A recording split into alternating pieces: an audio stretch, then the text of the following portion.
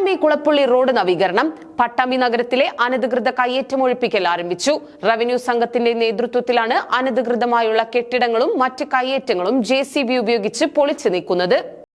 കിഫ്ബി ഫണ്ടിൽ നിന്ന് 85 കോടി രൂപ ചെലവഴിച്ചാണ് പട്ടാമ്പി നിള ആശുപത്രി മുതൽ കുളപ്പുള്ളി IPT കോളേജ് വരെയുള്ള ഭാഗം നവീകരിക്കുന്നത്. നവീകരണത്തിന്റെ ഭാഗമായുള്ള റോഡ് വീതി കൂട്ടലിന്റെ ഭാഗമായി പാതയോരത്തെ അനധികൃത കയ്യേറ്റങ്ങൾ ഒഴിപ്പിക്കൽ ആരംഭിച്ചു. റവന്യൂ വിഭാഗത്തിന്റെ നേതൃത്വത്തിലാണ് നടപടികൾ.